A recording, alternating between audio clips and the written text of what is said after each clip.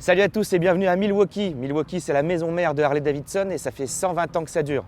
Cette année, c'est l'anniversaire. On est venu se joindre aux 160 000 bikers qui sont venus faire la fête, mais on est surtout venu essayer la grande nouveauté de Harley-Davidson cette année. Que dis-je, les nouveautés? J'ai nommé le Road Glide et le Street Glide CVO.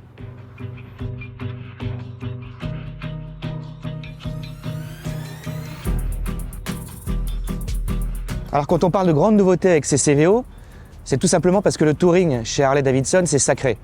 La marque a elle-même créé ce segment à la fin des années 60 avec l'Electra qui était destiné à faire de la route, à traverser le pays. Les infrastructures ont été développées, le touring est arrivé et c'est Harley-Davidson qui a participé au développement de ce segment. Dans les années 80 est arrivé le fameux Batwing, la fameuse protection devant, et depuis rien n'a vraiment bougé, si ce n'est en 2014 avec le projet Rushmore qui a été une sorte de révolution dans le milieu du bagger avec le Road Glide et le Street Glide. D'où la difficulté des designers, et notamment de l'équipe de Brad Richard, rendre ces deux machines plus modernes en faisant bouger les lignes sans pour autant perdre l'essence de ce qui fait ces baggers, car aux États-Unis, le Road Glide est numéro 1 des ventes et en France, le Street Glide est numéro 1 des ventes. Autant dire que ces machines ont un succès phénoménal. En ce qui concerne l'évolution du design, on a donc sur le Road Glide un fairing beaucoup plus imposant, beaucoup plus trapu aussi. L'idée, c'est de rendre la moto un peu plus fine et sportive, avec notamment ce pare-brise qui est assez bas et fumé, qui intègre une nouvelle trappe pour l'aérodynamisme. On a un taux de pénétration dans l'air qui est beaucoup moins important qu'auparavant. La seule contrainte sur cette machine, c'est que le pare-brise n'est pas réglable. On aurait aimé un pare-brise électrique. Harley-Davidson nous dit que c'est par rapport au poids. On pense que c'est plutôt par rapport au coût. Mais ils ont quand même développé une gamme de pare-brise un peu plus haut. Ça casse un peu la ligne, mais c'est un choix esthétique. Pour le Street Glide, c'est un peu la même chose. On a un fairing qui est beaucoup plus anguleux, avec un habillage à LED de part et d'autre qui fait aussi clignotant. On a une chute après le réservoir, une selle très creusée, et ensuite ça redescend en douceur avec des valises qui sont elles aussi redimensionnées. Certes, la grande nouveauté, c'est le design, mais on a aussi le moteur. Et là, on marque vraiment les esprits, car Harley-Davidson s'est lancé dans un moteur liquide. J'ai bien dit liquide, c'est quelque chose qui n'est pas très accepté par les fans. Ils ont donc fait de ce V-Twin de 121 cubic inch, c'est-à-dire près de 2000 cm3, un moteur à refroidissement liquide. Ils ont pour cela aussi revu la distribution, qui est dorénavant une distribution variable, l'admission, avec d'imposants filtres à air. On arrive à obtenir 189 Nm de couple des 3000 tours minute et 115 chevaux à 4500 tours minute. Ce qu'on peut dire, c'est que cette mécanique est vraiment impressionnante. Elle est coupleuse, elle a de la longe. Ce que donne cette distribution variable, on a une montée progressive en régime. On n'a plus du tout une crête comme auparavant. On a une vraie courbe qui reste très très haut et ça donne des accélérations progressives. On ne perd pas forcément en sensation, je vous rassure. Des accélérations progressives et ça permet aussi de faire baisser la consommation. Et ça, c'est très intéressant à l'heure actuelle. Ces deux motos sont complètement différentes. Alors, il faut dire déjà qu'elles sont passées par la case Weight Watchers. Elles ont perdu 15 kg chacune et ça s'en ressent dès les premiers tours de roue. Quand on monte sur le Road Glide, on a une position vraiment légèrement sur l'arrière, avec un guidon qui est plus haut qu'auparavant, une direction qui est très légère, et on a l'impression d'avoir vraiment une grosse moto. Quand on part sur les routes, qu'on enchaîne les virages, la partie cycle travaille très bien.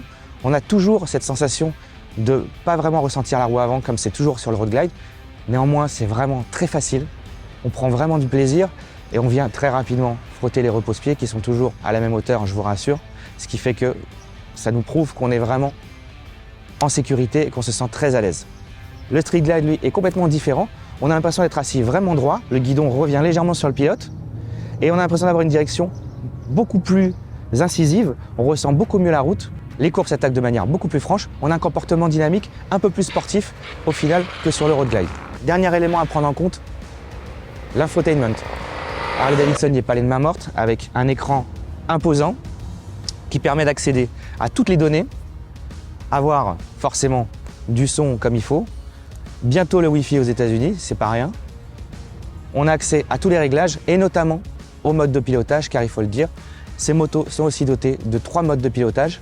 Un mode rain, un mode sport, un mode normal. Et on sent vraiment la différence entre les modes. Ces modes agissent sur toutes les aides, car ces deux machines sont aussi dotées d'énormément d'aides à la conduite.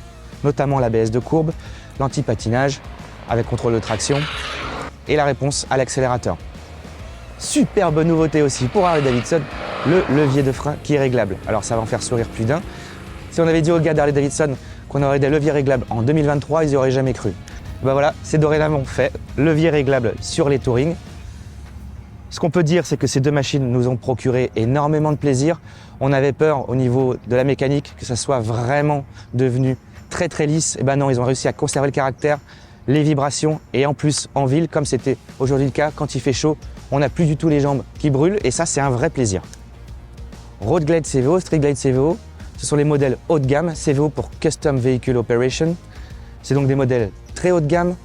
Le prix aussi sans ressent, on est à 48 000 € pour le modèle de base et 53 000 pour le modèle de cette couleur. Un CVO, ça se mérite.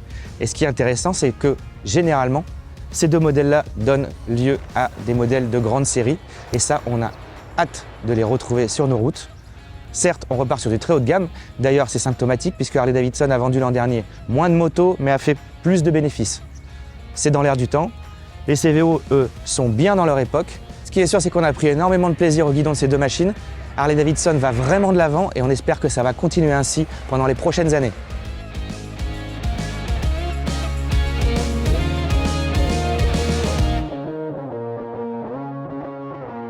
Gros V à vous!